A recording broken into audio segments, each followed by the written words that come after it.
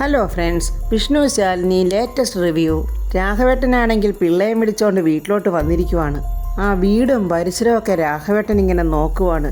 വീടിൻ്റെ വാതിൽ മുഴുക്ക പോച്ചയും കരിയിലയൊക്കെ വീണിങ്ങനെ നിറഞ്ഞു കിടക്കുന്നു. എല്ലാം നോക്കിക്കണ്ടിട്ട് രാഘവേട്ടൻ സങ്കടത്തോടെ പിള്ളയോട് പറയുക, എടോ പിള്ളേ, എനിക്കൊരാഗ്രഹം ഉണ്ടായിരുന്നു. ഞാൻ വെച്ച ഈ വീടിൻ്റെ തെക്കേപ്പുറത്ത് തന്നെ എൻ്റെ പിള്ളേരെയും കൊച്ചുമക്കളെയൊക്കെ കണ്ടുകൊണ്ട് കിടക്കണമെന്ന്.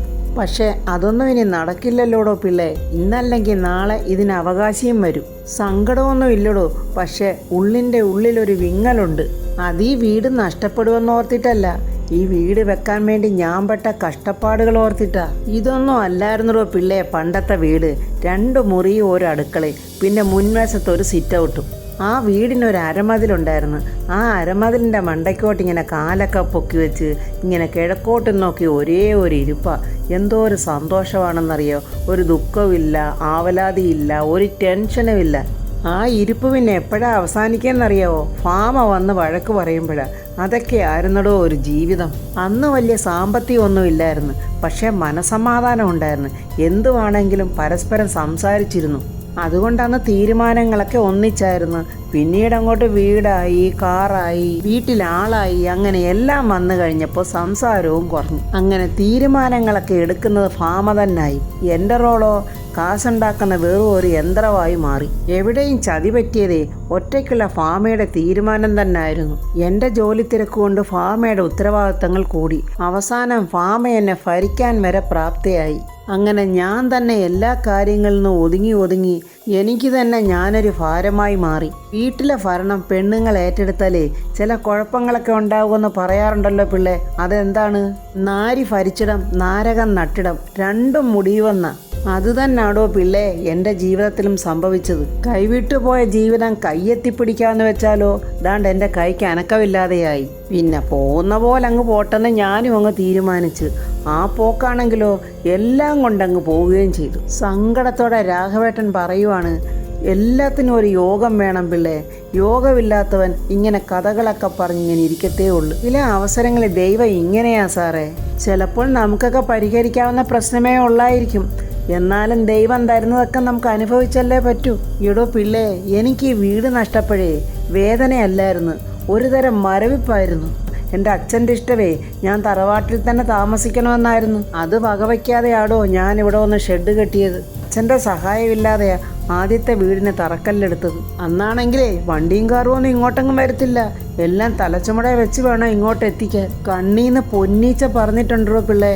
അത്രയ്ക്ക് കഷ്ടപ്പെട്ടിട്ടാണ് ഞാൻ ഈ വീടുണ്ടാക്കിയത് എന്നും പറഞ്ഞ് സങ്കടം ഉള്ളിൽ ഒതുക്കാനാകാതെ രാഘവേട്ടൻ അങ്ങ് വിങ്ങിപ്പൊട്ടി കരയുവാണ്.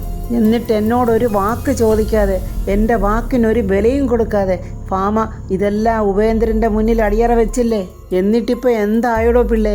വാടക വീടിനെ തിണ്ണയിൽ ചുരുങ്ങിക്കൂടി ഇരിക്കുക. സ്വപ്നത്തിൽ പോലും വിചാരിച്ചതല്ലടോ ഇങ്ങനൊരവസ്ഥ. പാവൻ രാഘവേട്ടൻ. സത്യഭാമയോട് ഇതൊന്നും തുറന്നു പറയാൻ പറ്റില്ല. അതുകൊണ്ട് പിള്ളേയും വിളിച്ചുകൊണ്ട് ഈ വീട്ടുമുറ്റത്തിങ്ങനെ വന്നിരുന്ന് സങ്കടങ്ങളെല്ലാം ഒന്നൊന്നായിട്ട് എണ്ണിപ്പറഞ്ഞ് കരയുവാണ്. വിഷ്ണു ലോറിയൊക്കെ ഇങ്ങനെ ക്ലീൻ ചെയ്തുകൊണ്ടിരിക്കുമ്പോൾ നമ്മുടെ കമലൻ ആശാനെയെന്ന് വിളിച്ചുകൊണ്ട് ഓടി വരുന്നുണ്ട്. എടാ എന്താടാ? ആശാനെ, ആ തങ്കച്ചനെ 2-3 പ്രാവശ്യം വിളിച്ചിട്ടുണ്ടായിരുന്നു, ഞാൻ ഫോൺ എടുത്തില്ല. എടാ അവൻ്റെയൊക്കെ നമ്പർ പോലും ഫോണിൽ സേവ് ചെയ്യാൻ പറ്റാത്ത ഇനങ്ങളാണ്. യൂണിയൻ പ്രവർത്തനമാണെന്നും പറഞ്ഞേ തനി ഗുണ്ടായിസവ അവനിവിടെ കാണിച്ചു കൂട്ടുന്നത്. പിന്നെ നമ്മുടെ അടുത്ത് അതൊന്നും ചിലവാകില്ലെന്നോ മനസ്സിലാക്കിക്കൊണ്ടാണ് ഇങ്ങനെയൊക്കെ പോകുന്നത്. എൻ്റെ ഫോണിലോട്ട് ചിലപ്പോഴൊക്കെ അവൻ വിളിക്കുമ്പോഴേ പിന്നെ പിണക്കണ്ടാന്ന് വിചാരിച്ച് ഞാൻ എടുക്കാറുണ്ട്. ആശാനെ ഒന്ന് കാണാനിരിക്കുവാണെന്ന് അവൻ പറഞ്ഞത്. അതെ, നല്ല ഇടി കിട്ടാത്തൻ്റെ സൂക്കേടാ അവന്. ഇടയ്ക്കിടയ്ക്ക് ഇങ്ങനെ മരുന്ന് പോലെ അവന്മാർക്ക് കിട്ടിക്കൊണ്ടിരിക്കണം. അത് ഞാൻ കൊടുത്തോളാം. എടാ നീ എളുപ്പം ലോറി കയറാൻ നോക്ക്. അരമണിക്കൂർ കഴിഞ്ഞാലേ സുബേർക്ക വിളിക്കും.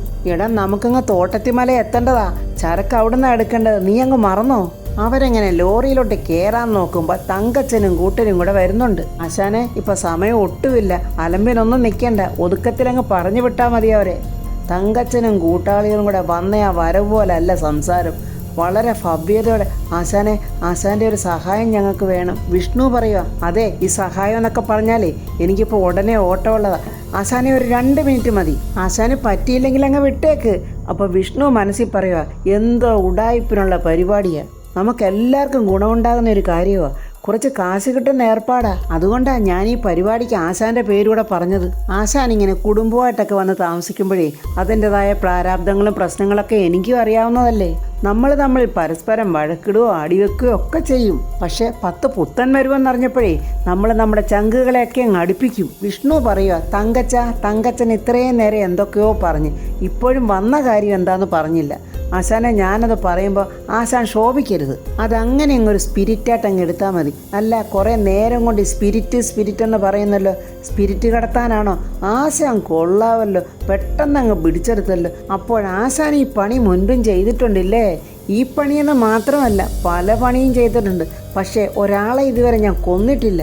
നീ പറഞ്ഞു വരുമ്പോഴേ എനിക്ക് കാര്യം മനസ്സിലായി. ശരി, പറ, ബാക്കി കാര്യം കൂടെ പറ.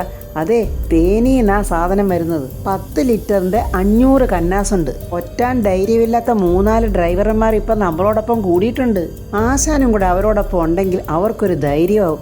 ഒന്നുമില്ലെങ്കിലും അടവും തടവും പഠിച്ച ആശാനല്ലേ, അപ്പോഴത് എല്ലാവർക്കും ഒരു ധൈര്യവും കൂടും. വിഷ്ണു ചിരിച്ചോണ്ട് പറയുക, തങ്കച്ച, അടവും തടവും മാത്രമല്ല, ഒഴിവും ഞാൻ പഠിച്ചിട്ടുണ്ട്. അതുകൊണ്ട് ഈ പണിക്ക് ഞാനില്ല.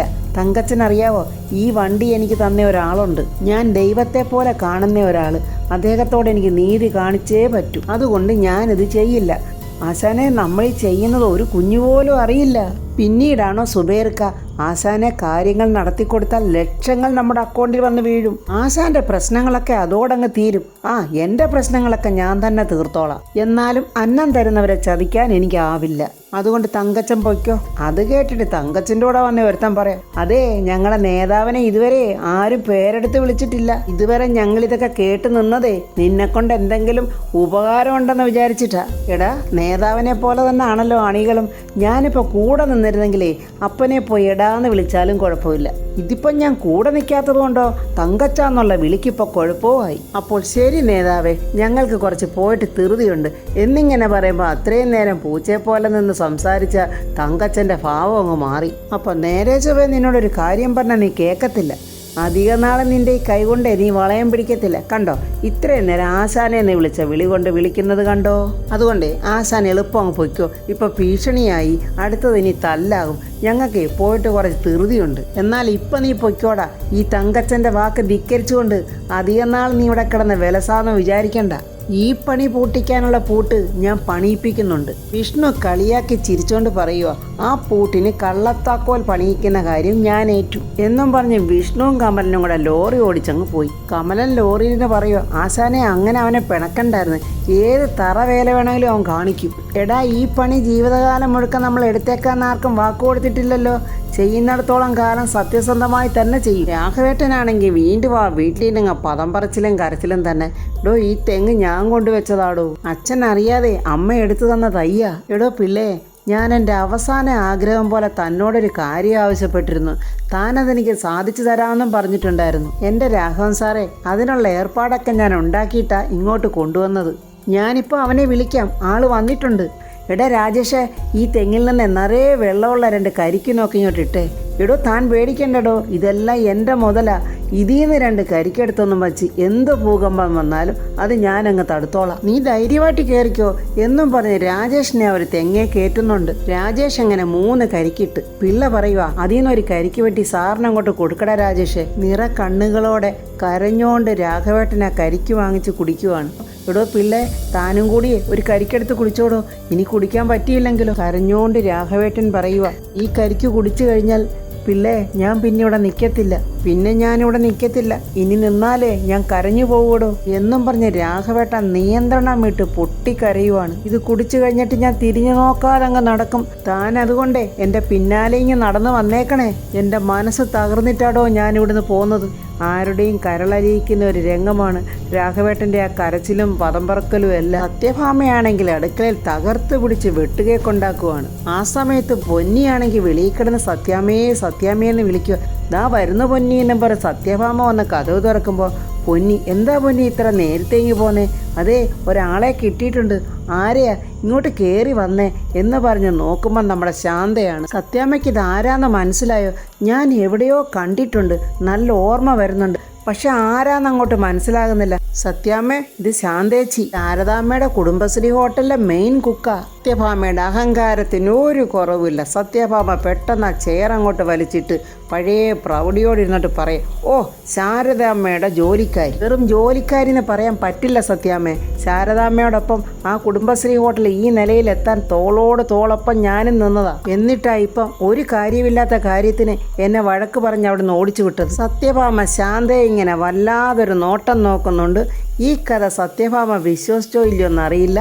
അപ്പോൾ ഫ്രണ്ട്സ്, സത്യഭാമയെ അത് വിശ്വസിച്ച് ശാന്തയെ കൂടെ നിർത്തിയാൽ സത്യഭാമയുടെ ജീവിതത്തിന് വിജയം, അല്ലെങ്കിൽ സത്യഭാമ ഭൂലോക പരാജയം. ഇതിൻ്റെ അടുത്ത വീഡിയോയുമായി നാളെ കാണാം. എൻ്റെ ഈ വീഡിയോ ഇഷ്ടപ്പെട്ടാൽ ലൈക്കും കമൻസും, സബ്സ്ക്രൈബ് ചെയ്യാത്തവർ സബ്സ്ക്രൈബ് ചെയ്യണേ.